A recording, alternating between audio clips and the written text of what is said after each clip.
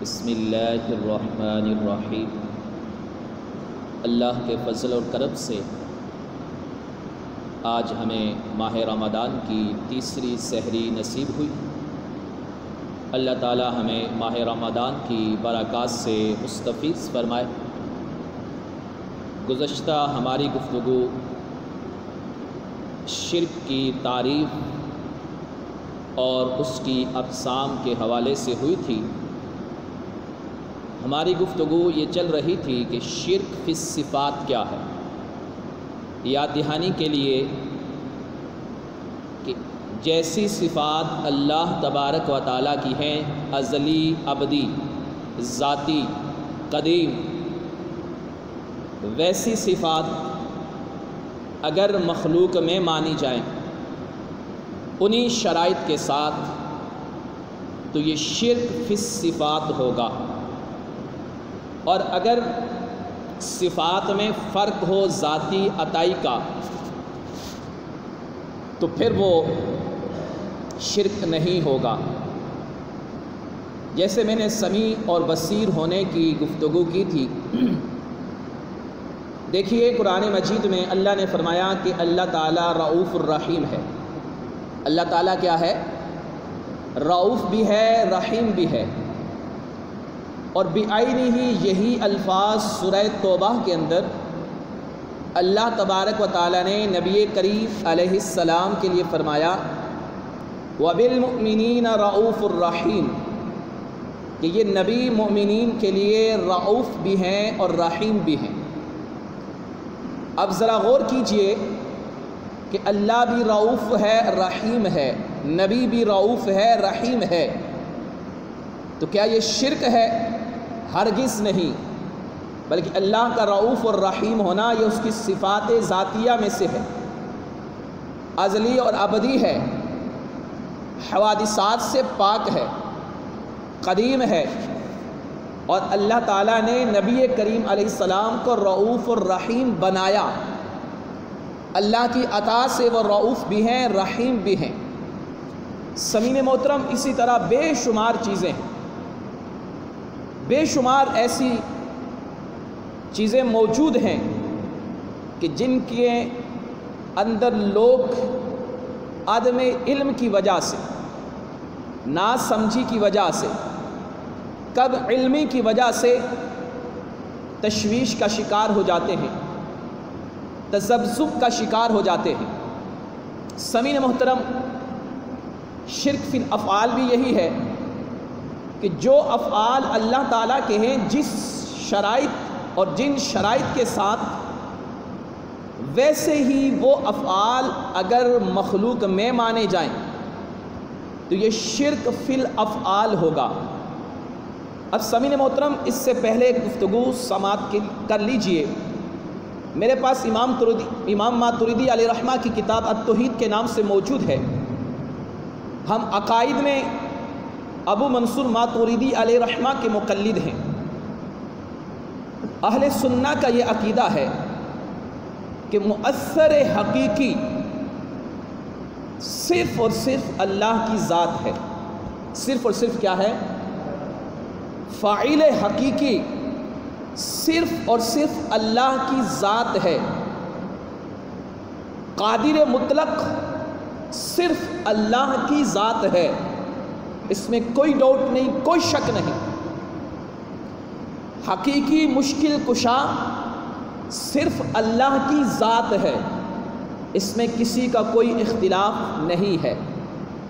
حقیقی شفا دینے والا اللہ ہی کی ذات ہے، اس میں کسی کا کوئی اختلاف نہیں ہے۔ جب اختلاف نہیں ہے تو پھر ہم کہتے ہیں کہ یار فلاں دوائی سے مجھے آرام آ گیا، فلاں بندے نے فلاں کو قتل کر دیا، اس کو مار دیا، فلاں نے فلاں کی مدد کری، فلاں نے جو ہے فلاں کے مشکل وقت میں اس کی ہیلپ کری، تو کیا یہ پھر مدد کرنا، یہ ہیلپ کرنا، یہ دوائی سے شفا لینا، کیا یہ شرک ہے؟ ہرگز ہرگز ایسا نہیں ہے۔ بلکہ یہ ذرائع اور اسباب ہیں، اور اللہ تعالیٰ نے انہیں ذریعہ اور سبب بنایا ہے۔ بذات کسی شے میں کوئی تاثیر نہیں، بذات کسی شے میں اللہ کی ذات کے سوا کوئی کمال نہیں، بذات رب کی ذات کے سوا کسی میں کوئی خاصہ نہیں۔ جو کچھ ہے وہ اللہ کی عطا اور حکم اور اذن سے ہے، اللہ کی عطا، حکم اور اذن سے ہے، اس کے مشیت اور ارادے سے ہے۔ جب اللہ کے ارادے، مشیت اور عطا اور حکم سے ہے تو پھر یہ شرک ہرگز نہیں ٹھہرتا۔ اب دیکھیے، جیسا میں نے کل بھی عرض کیا تھا، زندگی اور موت یہ رب کا اختیار ہے، لیکن اللہ تعالیٰ نے موت کے لیے فرشتہ پیدا کیا، ان کی ڈیوٹی لگائی ہے۔ اب اللہ تعالیٰ محتاج نہیں ہے، وہ چاہے تو بغیر کسی ذریعے اور سبب کے ڈائریکٹ روح قبض فرما سکتا ہے، مگر اس نے روح قبض کرنے کے لیے ڈیوٹی لگائی ہے۔ اللہ چاہے تو انسان کو ڈائریکٹ ہدایت دے سکتا تھا، مگر اس نے انبیاء کو بھیجا، اور انبیاء تک پیغام پہنچانے کے لیے جبریل امین علیہ السلام کو رکھا۔ رب چاہتا تو ڈائریکٹ بھی وہی فرما سکتا تھا، جیسا موسیٰ علیہ السلام پر کوہ طور میں ہوا۔ شب معراج میں رب نے حضور علیہ السلام سے بغیر واسطے کی بھی کلام فرمایا۔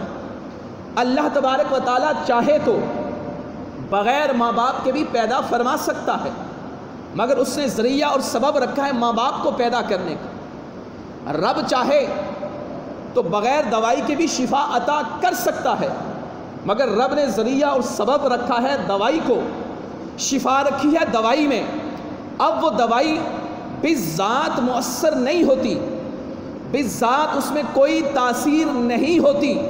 جب اللہ چاہتا ہے اس دوائی کے اندر تاثیر پیدا ہو جاتی ہے، اللہ کرتا ہے تو ہوتی ہے۔ اور یہاں میں بات عرض کرتا چلوں، حکیم لقمان قرآن مجید میں ان کا ذکر موجود ہے۔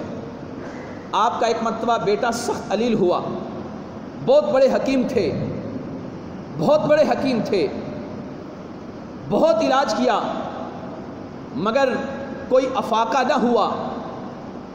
تو آپ نے اپنی ساری حکمت کی چیزیں اٹھائی اور اٹھا کر انہیں کہا کہ میں انہیں دریا میں ڈال دیتا ہوں۔ جب میں اپنے بیٹے کا ہی علاج نہیں کر سکا تو پھر کسی اور کو دوائیاں اور یہ حکمت کے راز بتانے کا فائدہ ہی کیا۔ وہ راستے میں جا رہے تھے، ایک انسانی شکل میں فرشتہ رب نے بھیجا۔ فرشتے نے پوچھا حضرت کہاں جا رہے ہیں؟ کہنے لگے کہ بس میں بڑا حکیم بنا پھرتا ہوں، مگر اپنے ہی بیٹے کا علاج نہ کر سکا۔ تو اس فرشتے نے کہا حضرت بات یہ ہے کہ آپ نے جو دوائیاں دی، جو علاج کیا وہ درست تھا، مگر اللہ تبارک و تعالیٰ نے ان دوائیوں کے اندر تاثیر ہی پیدا نہیں فرمائی تاکہ وہ اس کے لیے علاج کا ذریعہ اور سبب بن سکے۔ تو یاد رکھیے، اللہ شفا پیدا فرماتا ہے تو شفا ہوتی ہے۔ یہ میرے پاس امام اعظم ابو حنیفہ کی کتاب شرح فقہ الاکبر میرے پاس موجود ہے۔ شرح عقائد نصفیہ، جو تمام مکاتب جو فکر ہیں ان کے اندر درس نظامی کی کتب میں اندر پڑھایا جاتا ہے، اس کے اندر واضح الفاظ میں یہ موجود ہے کہ تاثیر اللہ پیدا فرماتا ہے، مؤثر حقیقی صرف اللہ کی ذات ہے۔ یہاں تک کہ انسان کسی کو قتل بھی کرے تو وہ قتل کرنا ذریعہ اور سبب ہوتا ہے، موت اللہ اسے دیتا ہے۔ یہاں تک کہ ایک شیشہ بھی ٹوٹتا ہے، انسان اس پر فورس لگاتا ہے، اللہ چاہتا ہے تو وہ شیشہ ٹوٹتا ہے، ٹوٹنا رب پیدا فرماتا ہے۔ تو رب نہ چاہے، اور یہ بات بالکل ذہن میں رکھیے گا، اہل سنہ اور معتزلہ کا یہ ایک گمراہ فرقہ ہے، اور یہ شروع سے موجود ہے، اصول کی کتابوں کے اندر یہ گفتگو موجود ہے۔ معتزلہ یہ کہتے ہیں کہ اشیاء کے اندر تاثیر بالذات ہے، یعنی اللہ نے ان شے کے اندر تاثیر رکھ دی، اب وہ اس تاثیر کو دکھانے میں یا اثر انداز ہونے میں رب کی محتاج نہیں ہے، جبکہ اہل سنہ کا عقیدہ یہ ہے کہ بالطبع اس کے اندر تاثیر ہوتی ہے، بالذات نہیں ہوتی۔ مثال کے طور پر چھری کا کام کاٹنا ہے، تو اب یہ نہیں کہ چھری اب اللہ کے حکم کے بغیر بھی کاٹ سکتی ہے، فرمایا ایسا نہیں ہو سکتا۔ چھری کا کام اگرچہ کاٹنا ہے مگر تبھی کاٹے گی جب اللہ کا حکم ہوگا، اور اگر اللہ کا حکم نہ ہو تو جبریل علیہ السلام، پھر وہ واقعہ حضرت اسماعیل علیہ السلام کا موجود ہے، چھری بھی ہے، گردن بھی ہے، ابراہیم علیہ السلام نے چلایا بھی ہے، مگر پھر بھی اللہ کا حکم نہیں تھا کہ اے چھری تو نے اسماعیل کی گردن کو نہیں کاٹنا، تو چھری نے نہیں کاٹا۔ آگ کا کام جلانا ہے، مگر ابراہیم علیہ السلام کے لیے آگ کا حکم ہوا کہ تو نے نہیں جلانا، آگ نے نہیں جلایا۔ تو بالتاثیر جو ہے، بالذات کسی شے میں کوئی تاثیر موجود نہیں ہے، اللہ پیدا فرماتا ہے تو اشیاء میں تاثیر پیدا ہوتی ہے، تو فاعل حقیقی صرف اللہ کی ذات ہے۔ اب جو ذریعہ اور سبب بنتا ہے اس کو مجازاً مؤثر کہا جاتا ہے، تاثیر کرنے والا کہا جاتا ہے۔